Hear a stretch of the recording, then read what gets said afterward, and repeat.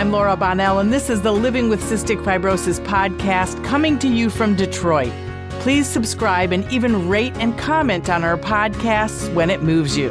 I learn something new with every podcast, and I'm always inspired by the people that are showcased here. We don't give medical advice. You need to connect with your doctor for that. I hope that this Living with Cystic Fibrosis podcast educates you and sparks some volunteering or advocacy. The CF community needs people like you. Thanks to our sponsors, Beatrice and Vertex, for their support.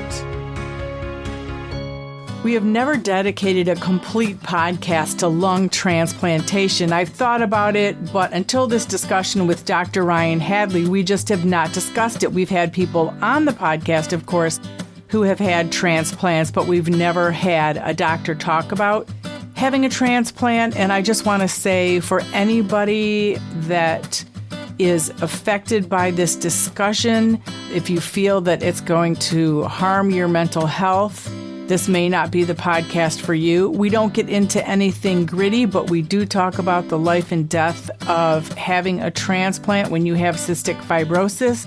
So that may be uncomfortable for you. If so, we just wanted you to know ahead of time. Dr. Hadley is at Corewell Health in Grand Rapids. He's an assistant professor of medicine and pulmonary and critical care.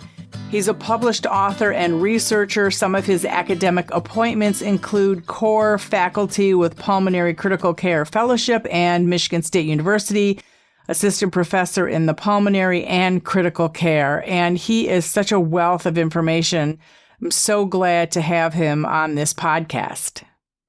Well, welcome, Dr. Ryan Hadley. Thanks so much for coming on the Living with Cystic Fibrosis podcast. And I'm delighted to say that your wife is also a doctor, and I recently met her in person. So what a wonderful team the two of you are. Thank you. Thank you for having me. Let's start with kind of how you got into medicine and why you decided transplantation. Oh, yeah. I guess why I got into medicine, I think I just liked helping people in general. And so I thought that the way I could make the most impact on people's lives and their overall success was to allow them to be healthy.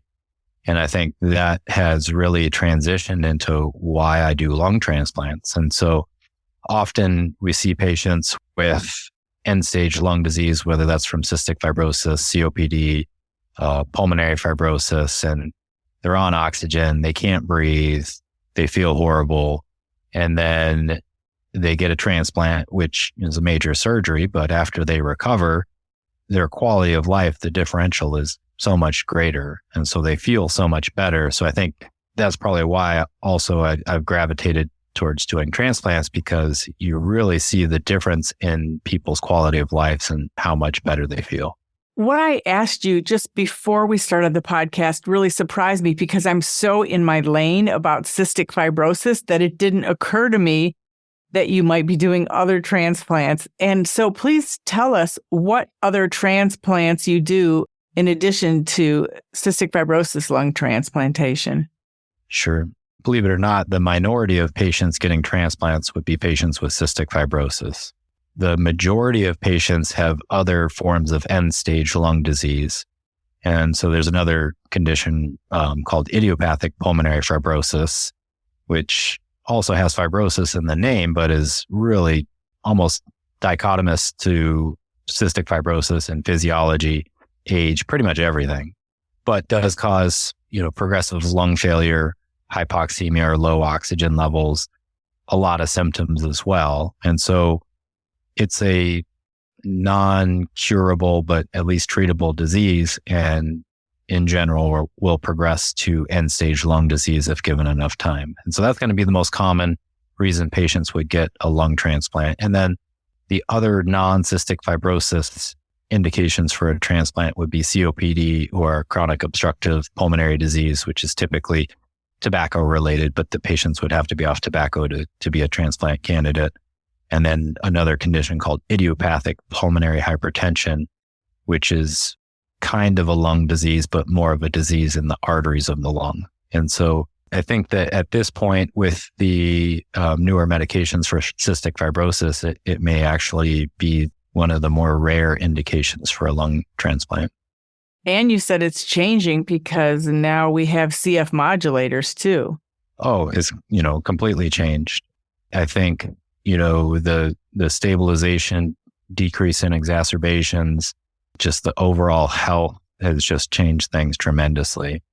I think there's still an unmet need in those with mutations that can't be treated by the modulators. And I think, we've done some transplants in patients that I think have had more rare mutations that they can't get the medications.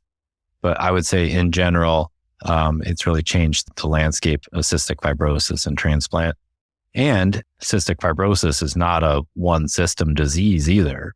And so we have actually had patients that get a lung transplant and then they go on to, the modulators for their GI symptoms or other symptoms to help them kind of maintain weight.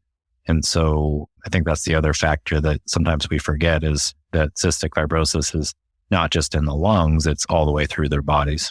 And can you take us kind of from beginning to transplant? I know you have a whole team of people, but whatever you can speak to as far as how do doctors or how does the team decide when somebody is ready for a transplant? And then what are the steps to getting that transplant?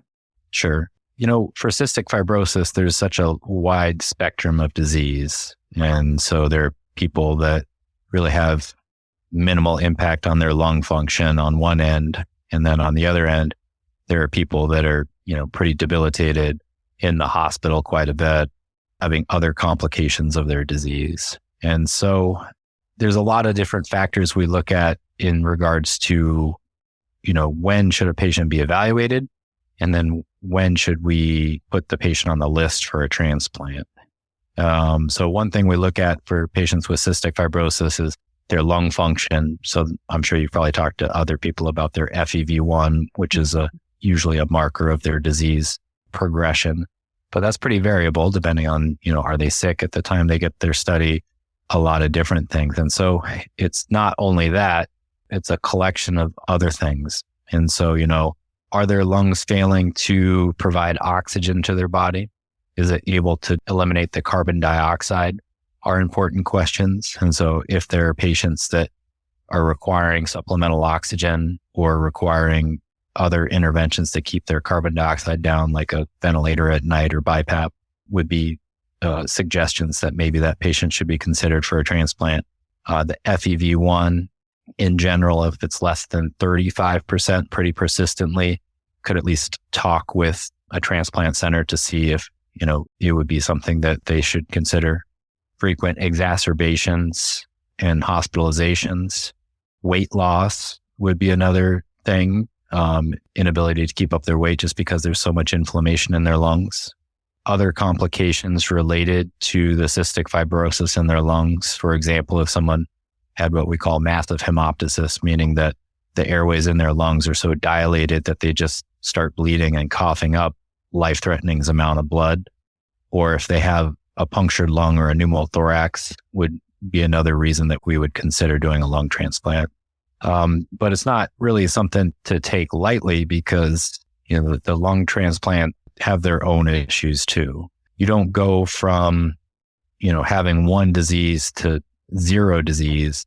It's almost trading one condition for another condition with kind of better lung function. And so there's a whole gamut of things that are needed to help a lung transplant be successful. And so one of it is medications. You got to be on immune lowering medications to help your body not reject or fight off the lung. By doing that, you put the patient at risk for infections, and there are a certain amount of medications to prevent infections. With those medications, often there's side effects of those medications like high blood pressure, high blood sugar. And so you got more medications to treat the side effects of the other medications. And so in the end, it ends up being probably 10 to 12 medications twice per day, 3 times per day. Wow. Which leads to frequent labs, frequent doctor's visits. And so it's a whole lifestyle, maybe not for a cystic fibrosis patient who maybe has a lot of doctor's visits and labs and things like that too. But, it's not, you can't just get it done and, you're good for the rest of your life. And so there's a lot of things that go into it. And in general, after a lung transplant, they don't last forever either. And so the average life expectancy, which is about 50%, is still only about 7 years for all comers that get a lung transplant. So that means that 50% of people won't be alive at 7 years, roughly. For patients with cystic fibrosis, they actually tend to do better with a lung transplant. The reason for that is typically when they need a transplant, they're younger and have less other, what we call comorbidities or other conditions like heart disease or kidney problems, that sort of thing. So in general, the CF patients tend to do better with the transplant, but then again, it doesn't last forever. And it's all information that I think is really good for parents and patients to have. And I know with my girls, the adult clinic just started talking to them about transplant. My girls don't need a transplant, but my youngest, Emily, who's 26, said, finally, they're talking about transplant. And she said, everything I thought was wrong. Everything I told her she didn't hear because I'm her mom.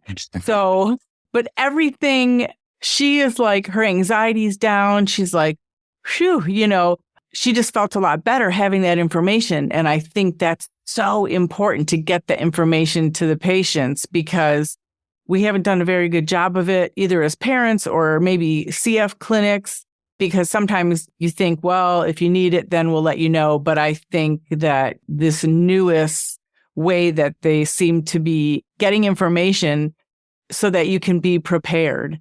Right.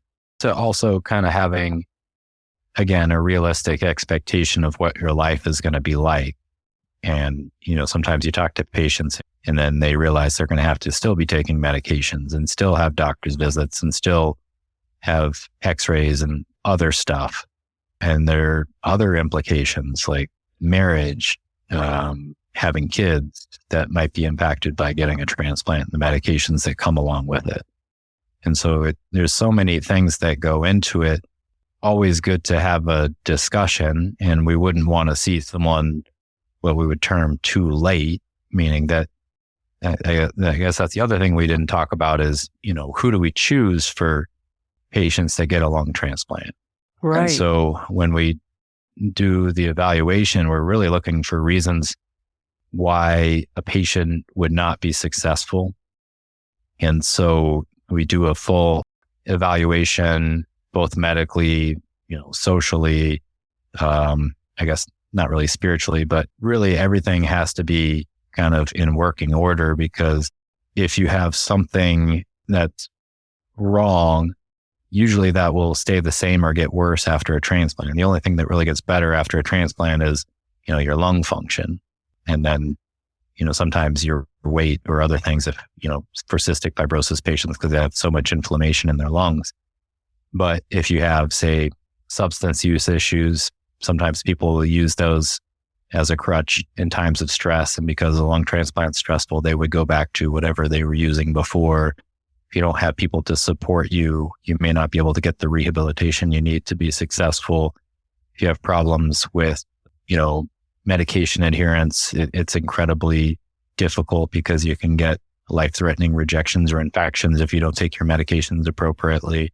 And then the other thing would be the medical piece, and that there are reasons why we would not be able to offer a lung transplant. If people, for example, were active smokers, for patients with cystic fibrosis, many times, but I wouldn't say 100% of the time, if they have significant infections like Burkholderia, sinospacia, for example, if their weight was too low is another thing. Sometimes we get into problems with patients with cystic fibrosis, or if they've been so sick for so long that their muscles are atrophied and they're not able to, get up out of bed, that we would most likely not be able to offer a lung transplant in those patients. And then once you tell the patient, yes, you can have a transplant, then there's so many other factors, right? I mean, these are just things I've learned. I guess you have to have the right size or your chest cavity size, or, there's a lot of factors, correct? Yeah. The main factors would be, like you said, size. And so cystic fibrosis patients are often small. And so sometimes they're limited by the size of lung that they can accept. And so that's one issue. So it has to be size matched. The next would be blood type. And so you have to be able to accept the blood type. For example, patients with AB blood type would be the universal acceptors. So they can take any different type of, blood. But if you were an O recipient, you would only be able to get patients from an O. It's the same as a blood transfusion. So they have to be type specific. And then there are other things that can come into play, such as antibodies. And so with blood transfusions, which sometimes people with CF will get, or pregnancy, or really just for other reasons we haven't determined, sometimes people can develop antibodies, for lack of a better term, to other people. And so we have to sometimes navigate what we call sensitization, meaning that they have antibodies to a certain amount of lungs out in the population. And sometimes we're not able to take those lungs if they already have pre-existing antibodies to the lung that they've been matched to. And how is this process for you? I can't imagine, because this is something I could never in my life do. How is that for you? I mean, you have people's lives literally in your hands, and just the whole process seems so crazy to me, not from a scientific perspective, but I mean, it's just like after each one, I would just be like, I just performed a miracle. I mean, it is a miracle to me. Like, that is unbelievable. Bravo to you and all the surgeons out there. I don't even know how you, like, you must have to really get your head in the game. Like, just kind of tell us how you go about that. I just think it's incredible. Yeah, it's, I think when it goes well, it's great. You see the patients in clinic and they're doing so much better. They're living their best life. I think that that's really what makes us get out of bed in the morning. But there are other times that, patients aren't able to get a lung transplant. We're not able to offer it. You have to tell them no. Other complications can come up after a lung transplant.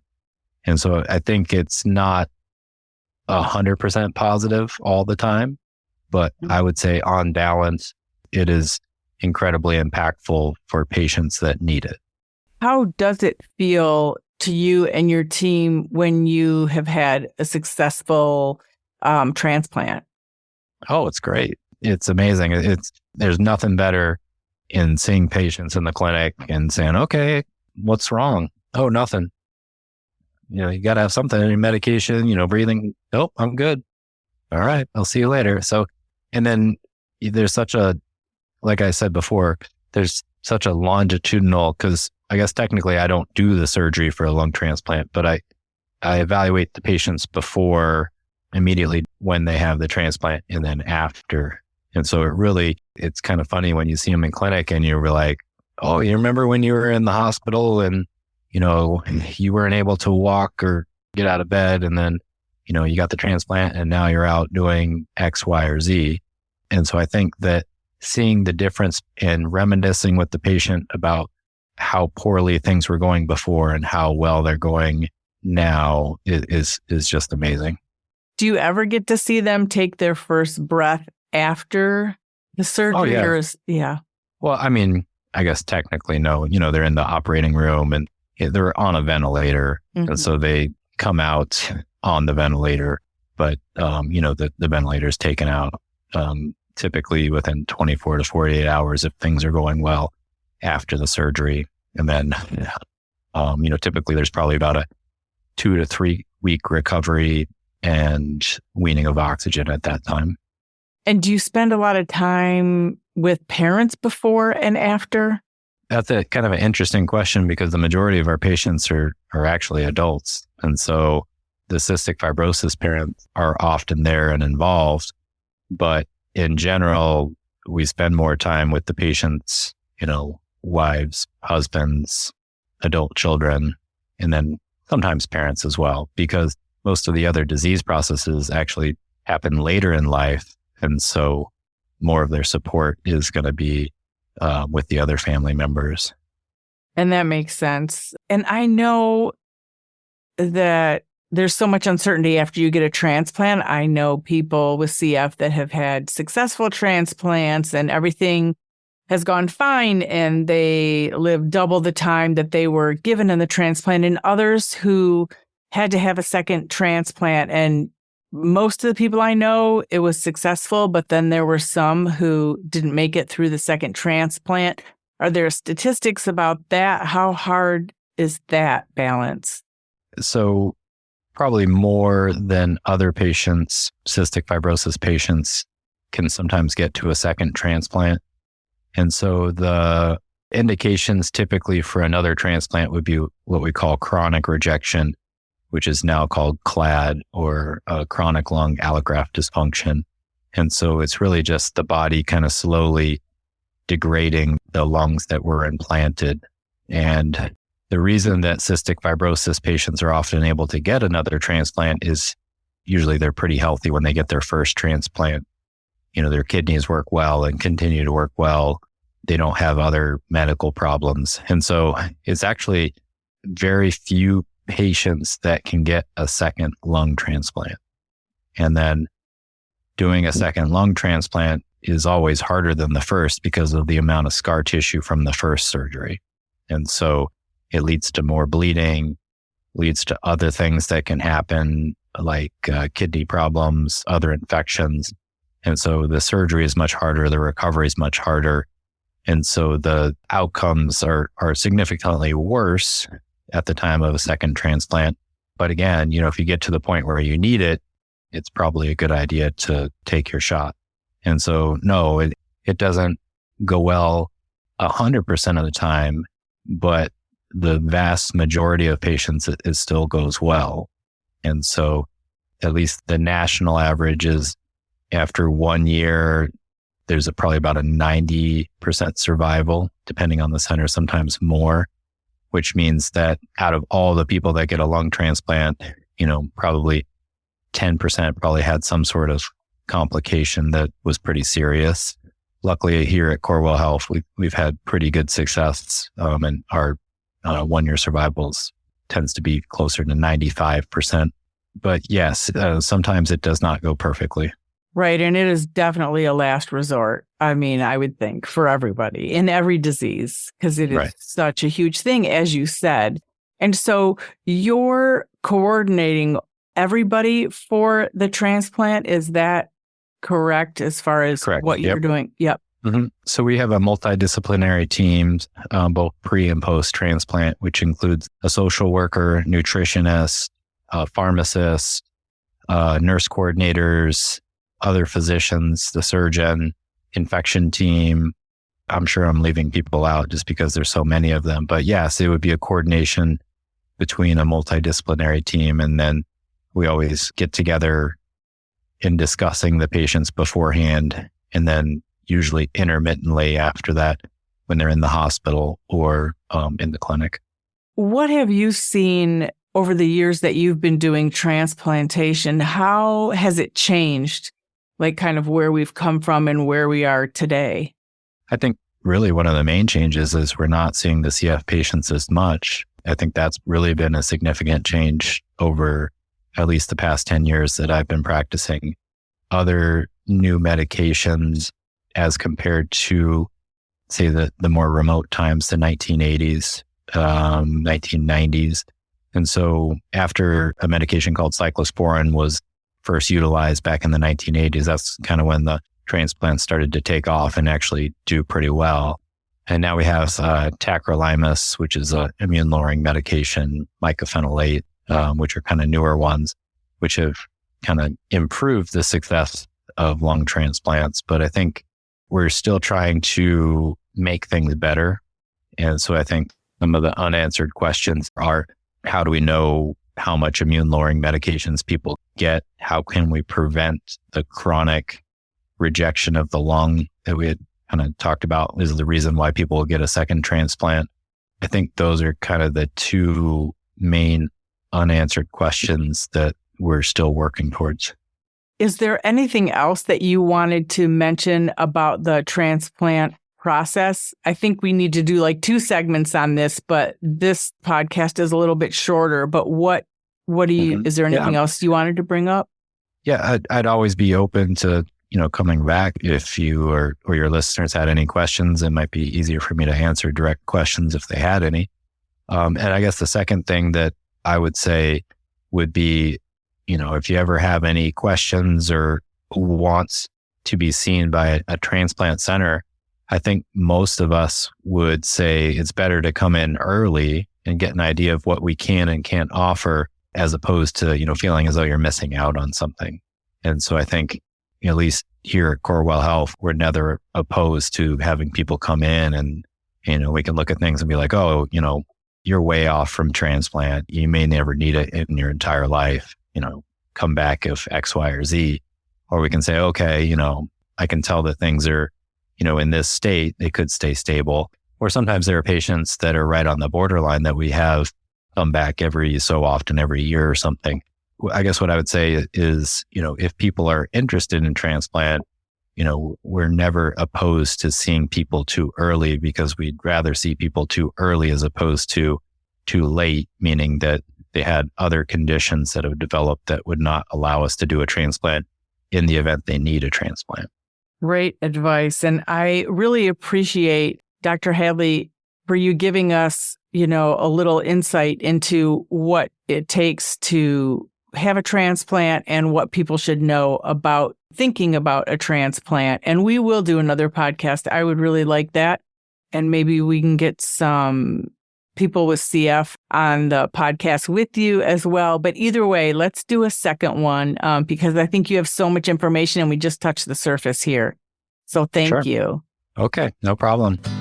The original music in this podcast is performed by Kevin Allen. It's not complicated. Who happens to have cystic fibrosis. We all got our worries and fears. I know it's got you frustrated, but loving you is so alright. This has been the Living with Cystic Fibrosis podcast. For more information and to learn more about the Bonnell Foundation, visit our website at thebonnellfoundation.org. That's the BONNELL Foundation.org. This podcast was sponsored by Vertex Pharmaceutical, The Science of Possibility, and Viatris. It was produced by Jag and Detroit Podcasts. Follow our show in Apple Podcasts, Spotify, or wherever you're listening right now.